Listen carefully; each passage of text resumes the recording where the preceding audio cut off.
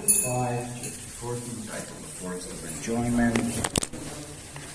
Text 27.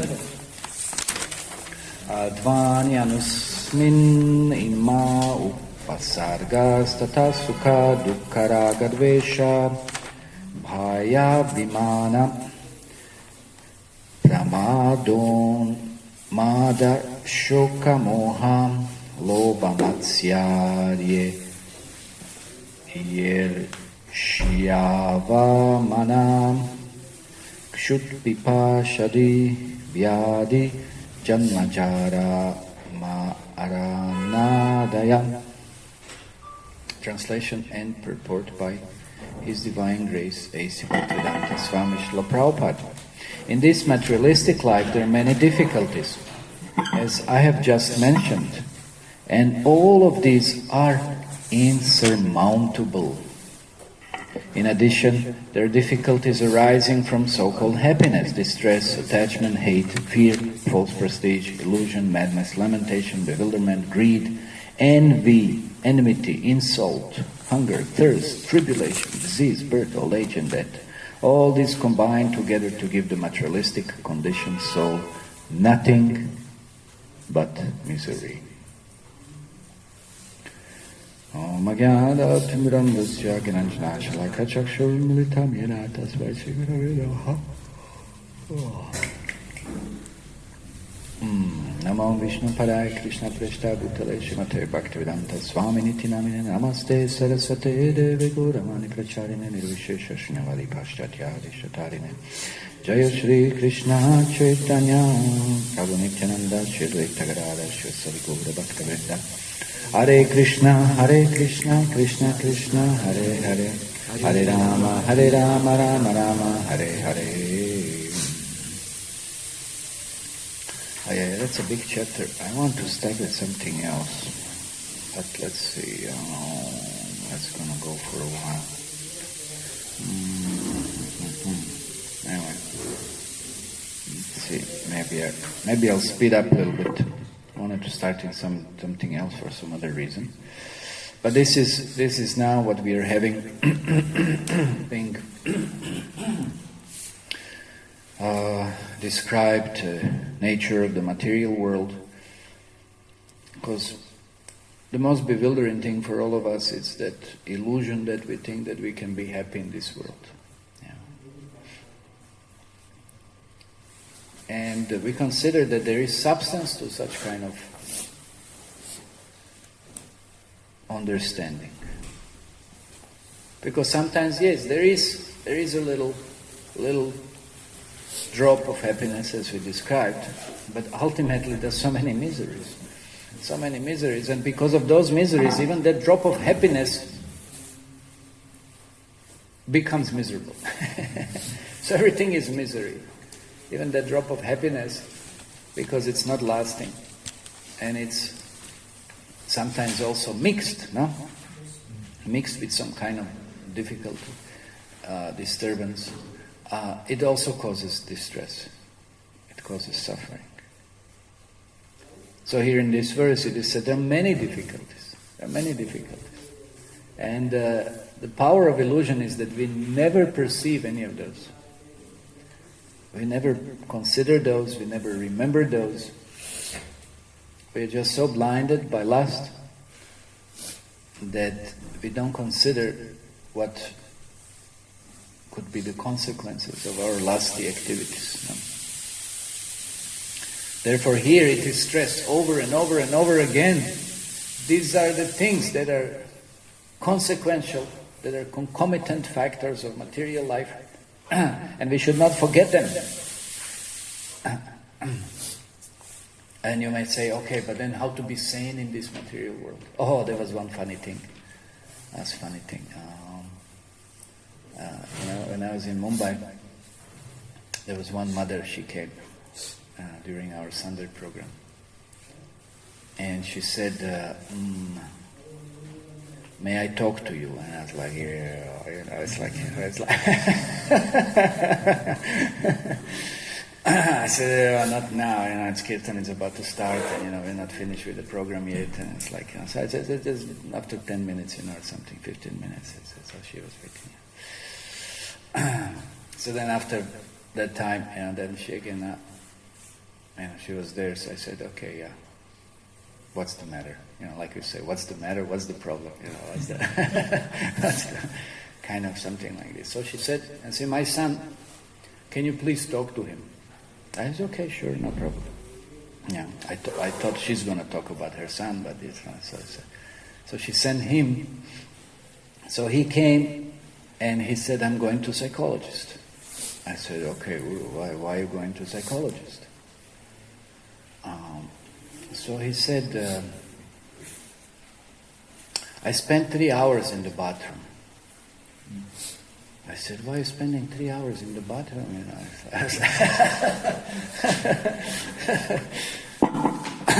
I wasn't laughing then. I just, now I'm like, I said, why are you spending 3 hours in the bathroom? He said, I can't stand there is a stool in my body.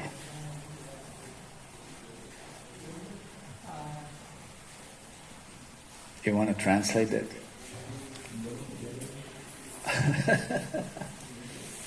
Translate, Baba. They didn't understand. Okay, who Ved? He cannot tolerate that there is a stool in his body.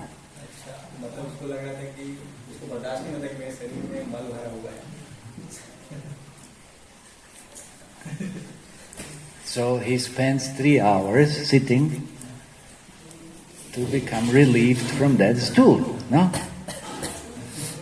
So he said, I'm going to psychologist.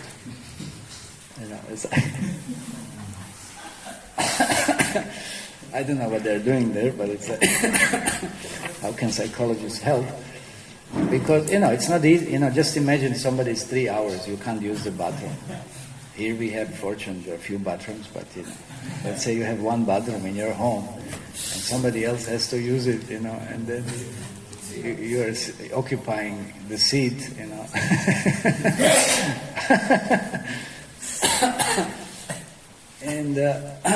giving trouble to everyone else, and you're troubled. So I told him a few things. There are a few more things. I told him, when I come back, you'll report to me what's going on. I was like, what's happening? But told him, it's. Anyway, I told him many things. I'm not going to tell you now what I told him. It's like it doesn't matter. But the point is that it's a miserable condition, no? Just see the mind. The mind has this attachment that everything should be nice, everything should be wonderful, but the body itself, it's a bag of stool. I was a little joking. Okay, I'll tell you some things I told him. I told him, even when you fast, just like Ekadashi or something, even after that, 1-2 days, still, this stool will come out. I just made things a little worse. So I said, that's the nature of the body, But that doesn't mean, again, just like what my point was here, that, it's the nature of this world, like Prabhupada also gave example, it's just like a latrine, like a toilet, it's like, but that doesn't mean we don't live in that world, Yeah, we do our business and we get out as soon as possible, no? Just like you're not supposed to sit in the toilet. Why are you sitting here now? Why are you sitting here now? Sit there where you were sitting. You can't hear, but the speaker is just in front of your ears. I can't see Nikhil, you're sitting in front now, He is...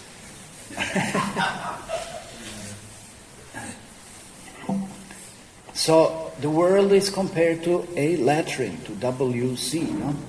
And that's what it is, but it doesn't mean we now, what are we going to do now? It's so bad, and then we're supposed to do something. We can't just become so extreme that we just see everything negative, no? That's another extreme position. And it's not helpful for spiritual life. It's extreme. It's just, okay, body's full of stool. Yes, every moment, some waste is generated, some toxins are generated. Yeah? But somehow or other, you're still within that body. Of course, people never consider this.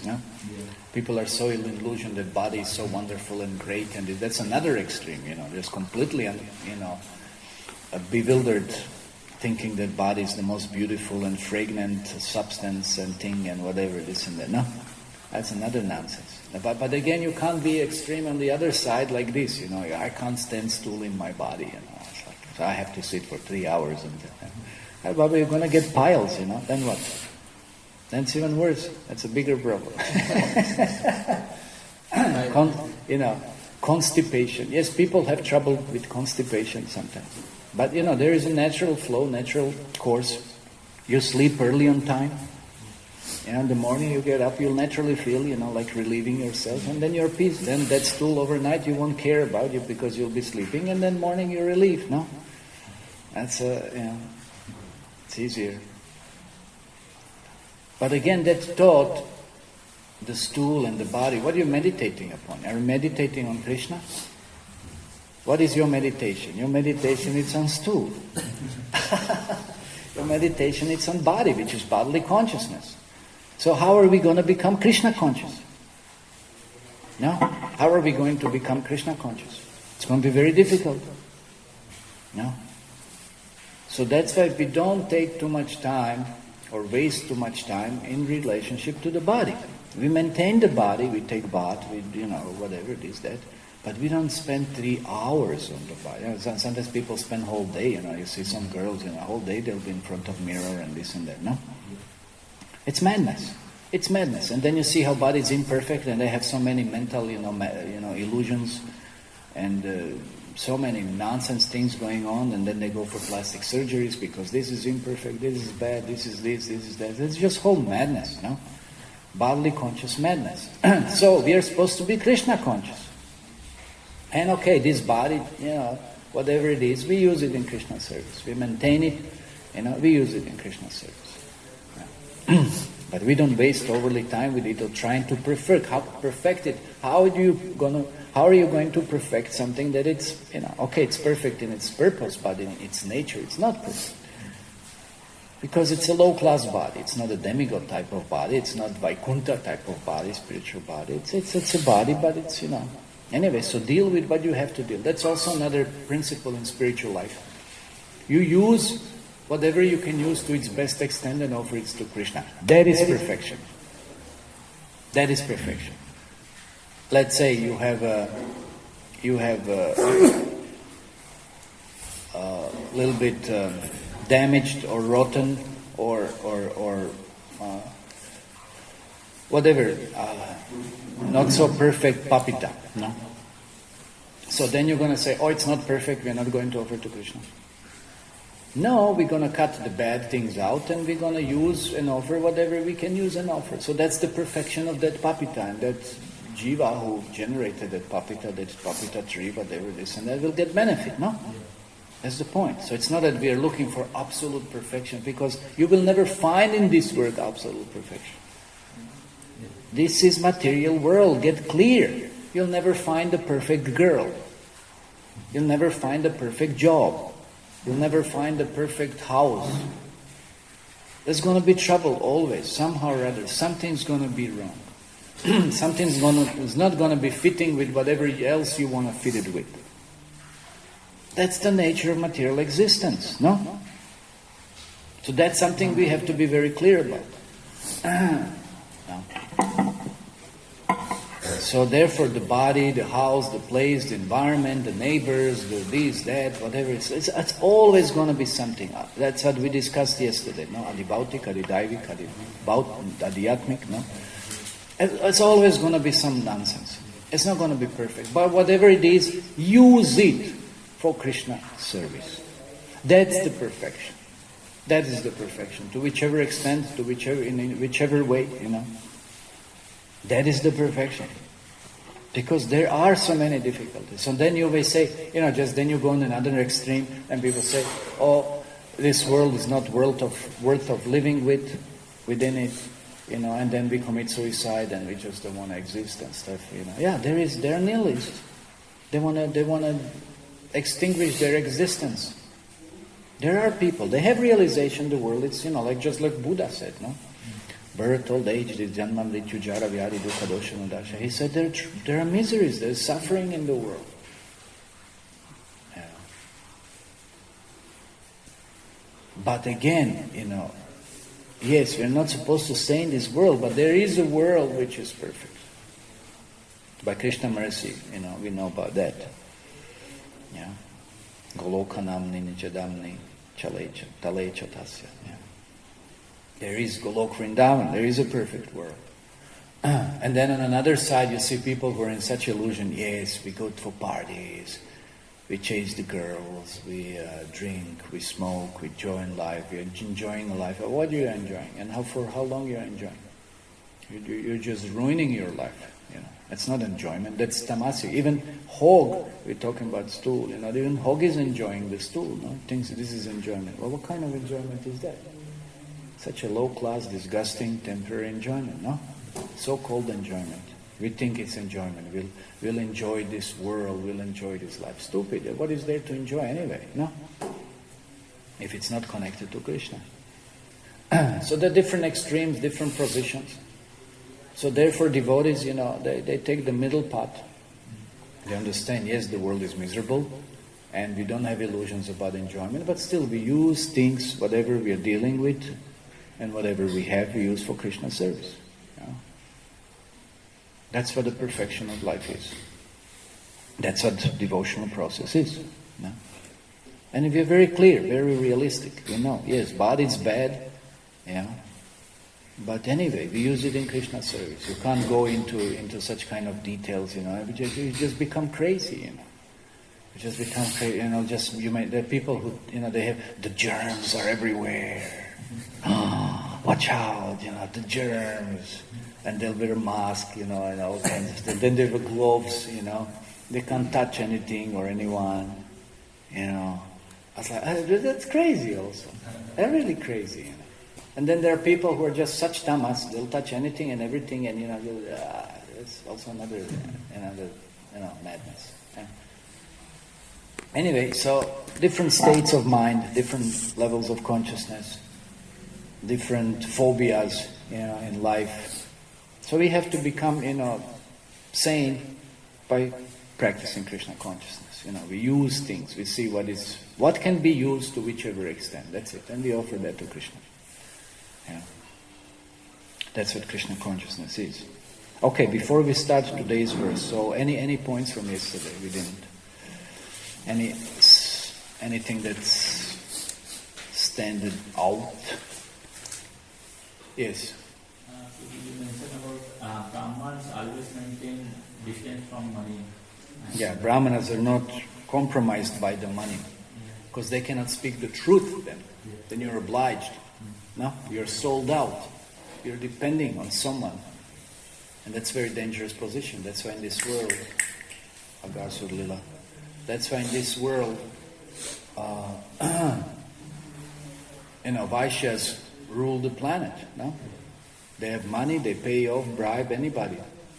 It's a very, very disgusting position. And the truth is not known. It's just someone's profit that matters. No matter how it affects anybody else. It's a terrible condition. So that's why Brahmanas, they're truthful. They're honest, they have good qualities, and that's why they're Brahmanas, that's what they're supposed to. And therefore they will not accept salary, because you accept salary, just like Drona. Drona was compromised, no? He was compromised, and he had to fight for Kurus. He was compromised because he was accepting maintenance from the Kuru dynasty. He knew it's wrong, but too bad. He became entangled. He couldn't help it. No? And that's why Krishna told Arjuna, no, now you have to kill him. He's not worthy of being worshipped, because that's what, his compromised position is. Yeah? Yeah. So in this material world, people are enemies of each other. So how we achieve happiness in this world? Yeah, so everybody's each other's enemy. Yeah. As soon as you step on my toes, You're my enemy. What does that mean? As soon as you disturb my sense gratification, no? I have a desire, I have a plan, you disturb that, you're my enemy. Yeah?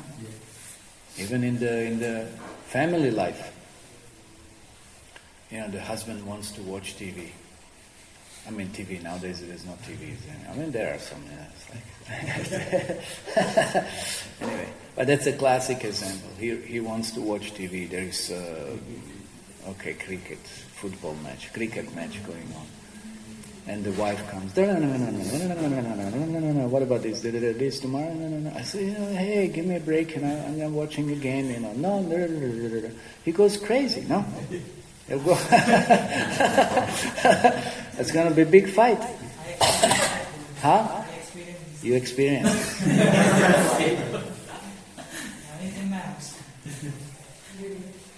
You were watching the game, or? Not really. My father watching. Your father was watching. And your mother came. Yeah. Anyway, so that's a most common example we can give, but there are so many examples like this, no?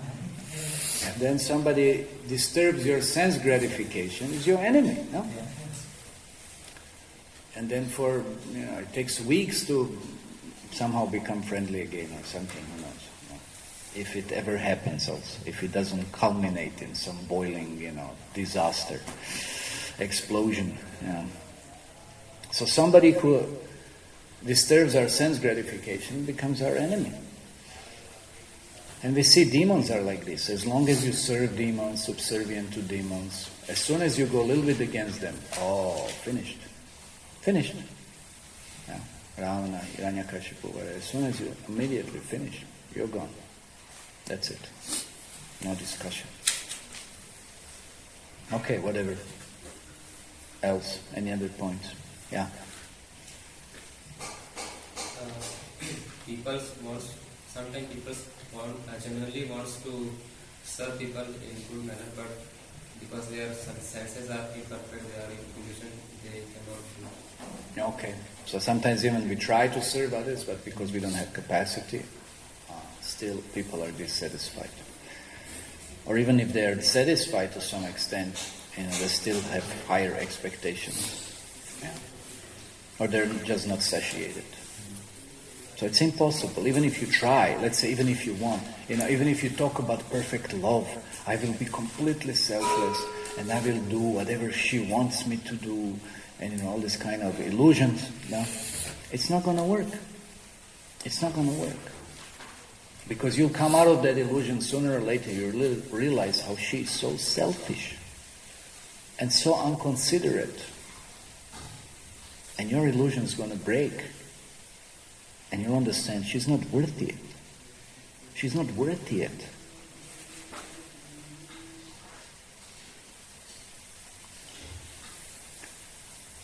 And of course, even if you try, and even let's say somebody is worthy it to some extent, but then you won't be able to satisfy anyway.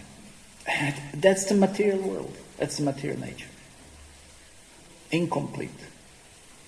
Incomplete. Because there's no Krishna consciousness. Incomplete because it deals just with the body and material mind. Incomplete. That's why the soul is never satisfied. Okay, anything else? You also mentioned that people why invest with us because we are show off, we are rich, we have this, we have that.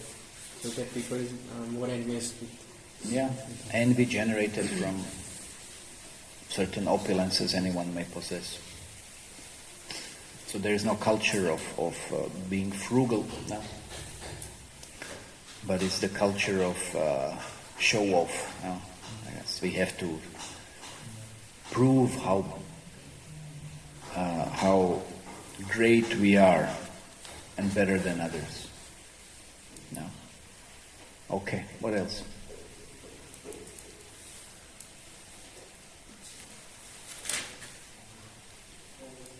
Any other point?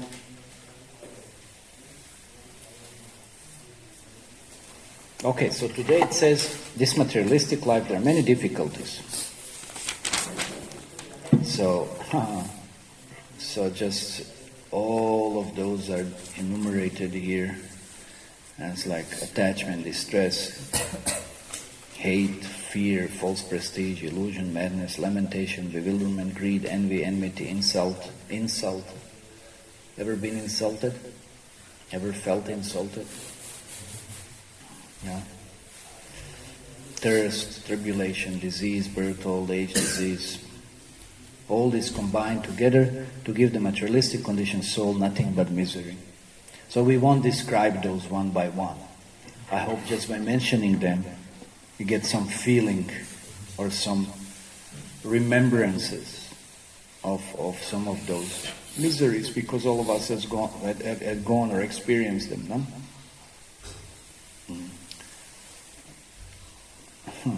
So in the purport, Srila Prabhupada explains, the conditioned soul has to accept all these conditions simply to enjoy sense gratification in this world. So that's why I said it's a package deal. It's just like one stick.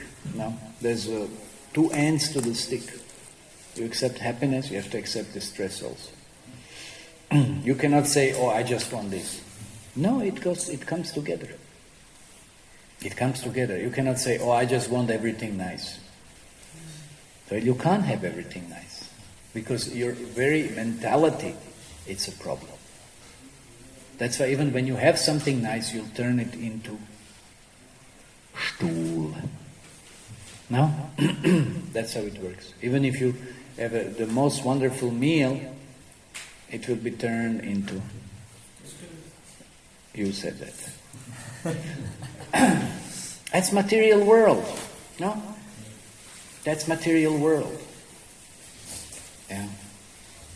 So just for sense gratification, then because of that mentality of selfishness, and everything turns into mess. That's why what is the difference between spiritual and material world? It's just consciousness. That's it. It's just consciousness. We are not Krishna conscious. We are not selfless. It's just consciousness. So that's why we want sense gratification, gross sense gratification, and the grossest one is the sex life, no? In the subtlest and the grossest, the highest. And we're just so selfish. So you want gratification, but then you get sense deprivation also. You'll have to experience some misery. It follows. It just follows. It's just part of the same package deal. Yeah. No. Although people declare themselves great scientists, economists, philosophers, politicians, sociologists, they're actually nothing but rascals. Hey, Prabhupada's a little heavy here. Why? Because they have been described as mudas and naradamas in Bhagavad Gita. Who knows? Namam dushkritino muda. Who knows this? Huh? Who knows? Wait. You know? Okay, bolo.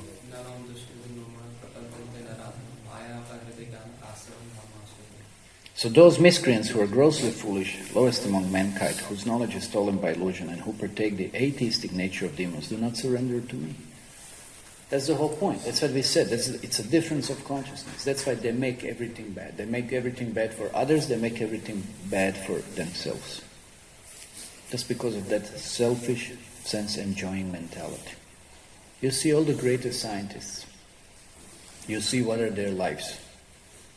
They were grossest sense enjoyers. And then they had dysfunctional family lives. Einstein also, what was his family life? Big mess. Big mess. All others, they were so promiscuous. Very, very great sense gratificators. Anyway, due to their foolishness, all these materialists are described in Bhagavad Gita as naradamas. They have attained the human form in order to get release from material bondage, but instead of doing so, they become further embarrassed amid the miserable material conditions. Therefore, they are naradamas, the lowest of men. So you have an opportunity, but you don't use this. You don't utilize it.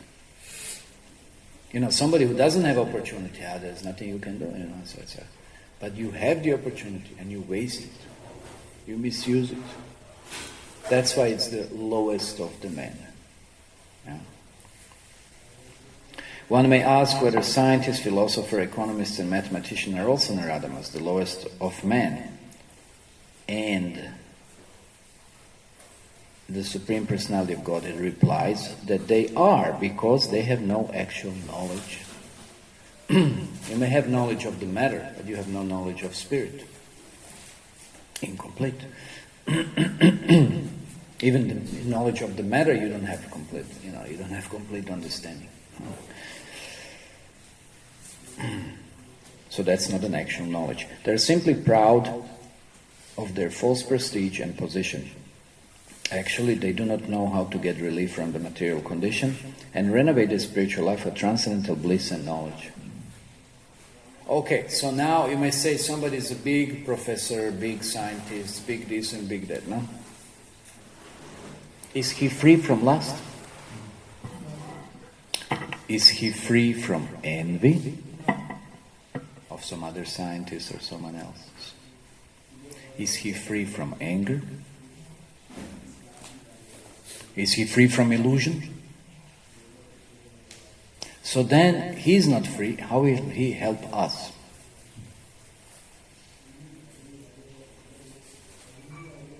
No?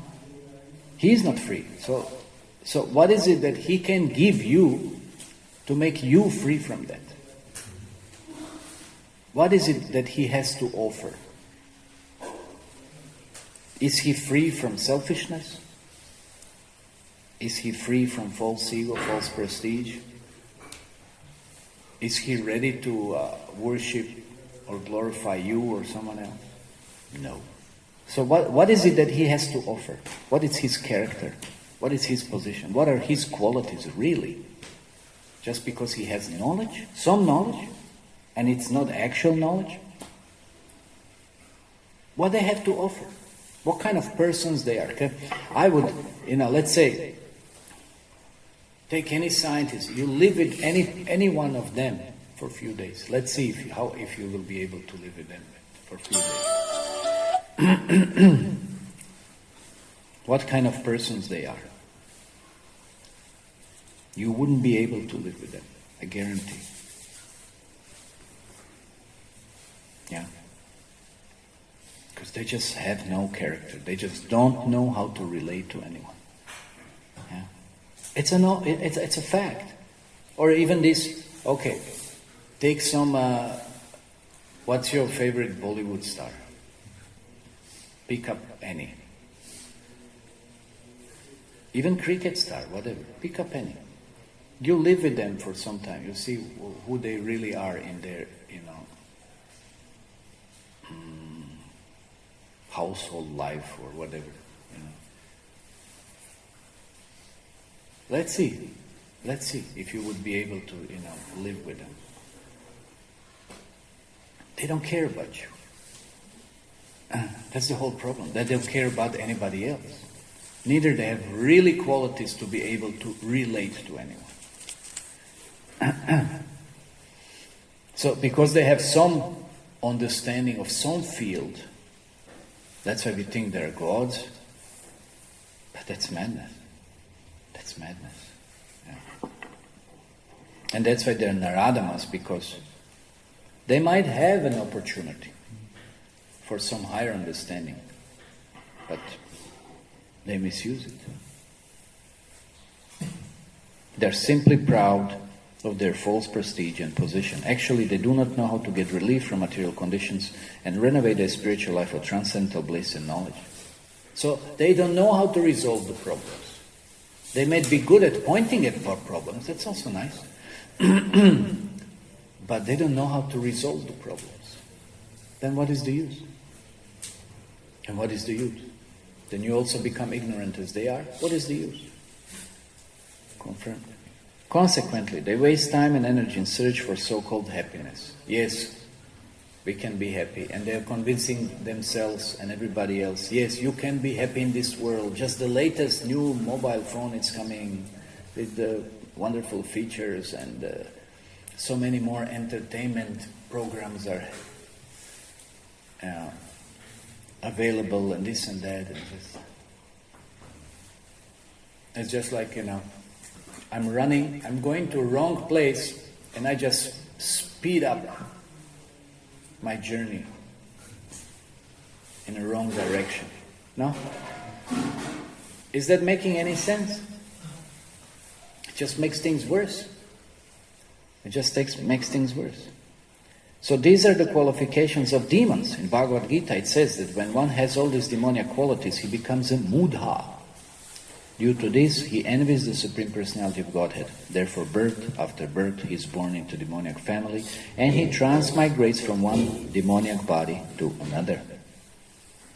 Thus, he forgets his relationship with Krishna and remains in an aradhama, in an abominable condition, life after life. Okay, time's over. Any questions? Yes, Prabhuji, you told that we become enemy when we disturb someone's sense gratification. Yes. As whenever any devotee tries to reach Krishna consciousness or anything to someone, it's like disturbing their sense gratification. Yes. And the devotees become enemy of that person. Yes. So how devotees should act on or decide the extent to which we may convince them for Krishna consciousness? And second, Okay, Ram. So yes, we have to be very cautious how we present Krishna consciousness. That's why Prabhupada Saraswati, he said, with a straw in his teeth, which is a position of humility, kind of. I pray and I request you to chant the holy names of the Lord. You're such a great personality. You're so wonderful. You're so this. You're so that. You're so, But please just chant or practice bhakti. That's the point. Because you can't tell them you're a demon rascal, you give this up and chant Hare Krishna Mantra. It's not going to work. No? It's not going to work. Prabhupada also, when he started his preaching, he didn't say no illicit sex, no intoxication, no gambling, this is all this. And he didn't talk about it. I said, just chant Hare Krishna. Just take prasadam, chant Hare Krishna. Of course, for a demon, anything you do is going to be difficult because it's just going to be like a feeding snake with the milk, no? It's going to increase its poison. So that also we have to see. That's why Madhyam, he's expert in understanding who is to be preached, who can be preached and who cannot. No? And those who are outrightly demons, you go to some Middle Eastern countries, you go to some other countries, you go to some places, you deal with some people, they say they're just outright demon. They don't want to hear about Krishna, they don't want to hear about anything like, they don't want to even hear, like I said. What to speak of, heavy, they can be really, really nasty people. But most of the people are in the middle category, they're innocent or just ignorant. So they could be preached. That's someone who could be preached. Yeah. So demons should be avoided as much as possible. But of course, even then when we preach, your question is about sense gratification. Yes, we don't disturb their sense gratification. We just say you add Krishna. Once you add Krishna, Krishna will work and purify things out. Yeah. We don't have to tell them stop doing this, stop doing that. Just add Krishna, and in the course of time things will become purified, fall in its place. Okay? And you also mentioned that devotees make middle way in everything. That middle way means balance. Balance. So Prabhuji, So that's more of goodness. So we have to see how to, again, connect everything with Krishna. I cannot say it's just all some bad and something is good. And there's nothing like this. It's just whether it can be and to which extent connected to Krishna. So how it can be applied in relationships like friendship or in our family? Again, Krishna has to be the center of it. Otherwise it's sense gratification, which will lead to misery. Which will lead to misery. I was once very hurt. I thought I have one friend in my secondary school. And at some point he just, left to another country. Just before, we entered the same, high school. And then at that point he just, his family left to another country. And he never wrote me any letter or anything, nothing. I was like, what is this? I was very, very disappointed. Yeah. Very disappointed. Huh? Well, I was trying to get in touch, but nothing ever happened. It was just like, so it was just very casual, like very, I was like, what is this, People are so selfish then, I just think it's like, some of the realizations, It's like very shallow friendship,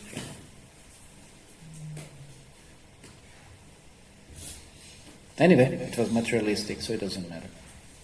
Even later on in some certain other dealings, you see everybody is just concerned about themselves. Very shallow relationships. So unless it's Krishna conscious, unless it's centered upon Krishna, it's always going to be very shallow like this, very selfish. As long as it serves the purpose, fine. Otherwise, it means nothing. No. Okay, anybody else? Yeah. You mentioned about that scientists are enjoy most grossly sensitive. Yeah, they're very gross sense enjoyers. How we can understand? What gross thing that they... Sex life. They might appear very cultural or whatever, in certain spheres, but they're also very lusty. You go and search. Don't waste time, of course. See any one of them, any one of theirs biography or something. In a way, I'm not making some kind of exception, but they're not better than anybody else. That's the point. Yeah. Scientists are satisfied by their intelligence. They're not. Because intelligence and senses are born from the same mode of passion. That's very interesting.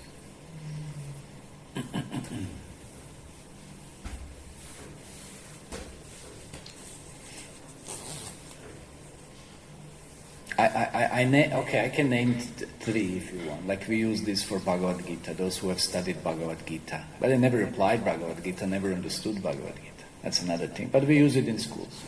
Let's say we say Einstein, we say Oppenheimer, we say Schrödinger, whatever, they were really studying Bhagavad Gita and whatever. But look at their personal lives. Disaster. And they're famous scientists, but personal lives, complete disaster. And there was one fellow, and there's so many, I won't mention names, but there, doesn't matter. I mentioned the point. Yes? Why demonic person get human body?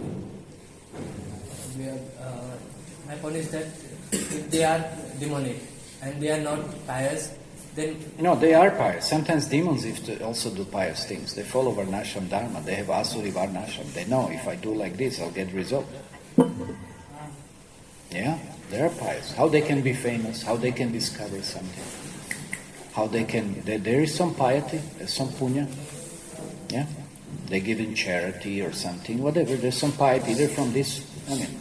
definitely if it's something manifested in this life, that previous lifetime, something good they must have done, no? What are lower planetary systems? There's no God consciousness, except of course Lord Shiva is in Atala planet, and then Bali Maharaj, and it's in Sutala and something. So, but otherwise, there's a Bila Svargas. There's no worship going on. There's no Krishna consciousness going on. But it's Bila Svarga. It's greater than Indra Svarga. It's greater sense enjoyment. So why they have so much sense enjoyment? They've done some pious things on this planet, but they were not God conscious, and they get the results of their sense gratification, lower planetary systems. But they're demonic. They're all demons down there, Nagas and Daityas and Danavas and whatever. No, they're very sophisticated in this way, that way, but they're not Krishna conscious. They just follow the system which grants them such opulence. Okay? System is Varnashram Dharma. But they're not God conscious. Okay, Srila Prabhupada ki jai, Srimad Bhagavatam ki jai.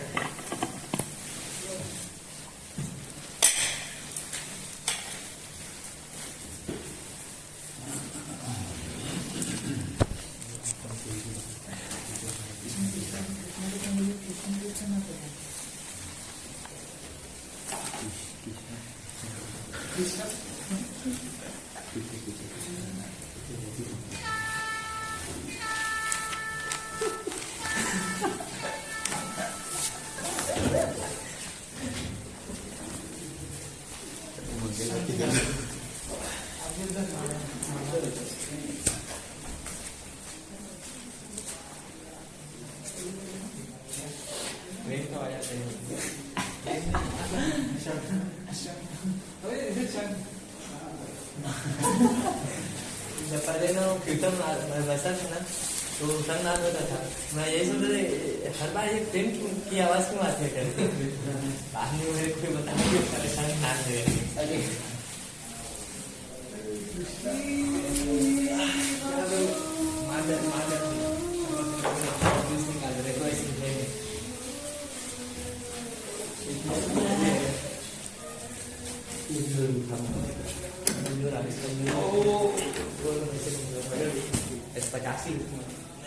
Bhilai वर्ष BIT चल रहा है। अरे भिलाई वाले कितना है, क्या कर रहे हो?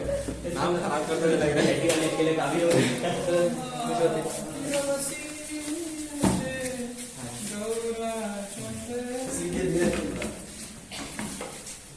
আমি একটু যাবো প্রভুজি যাবো প্রভুজি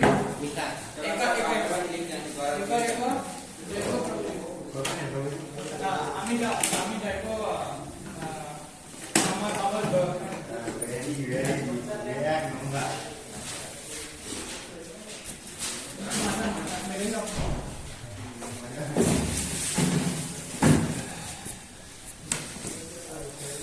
আমার আপনি হবে প্রভুজি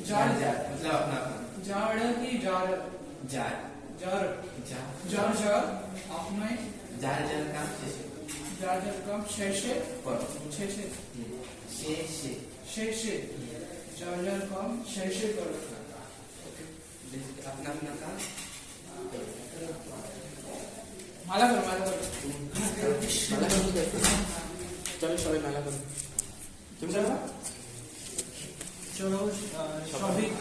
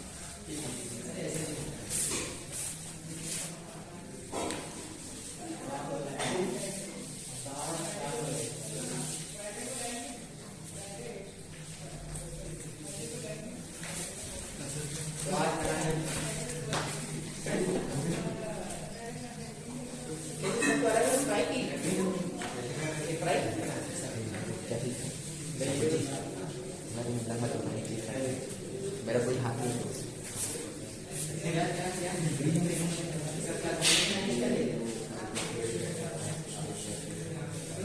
हरे कृष्ण हरे कृष्ण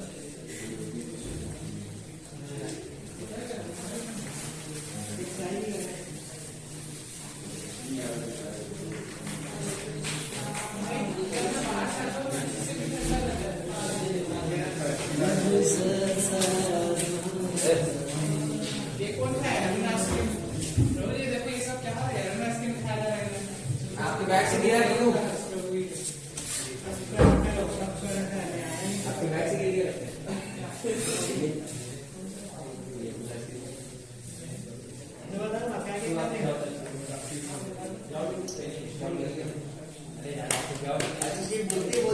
कब का निकल गया कभी दो दिन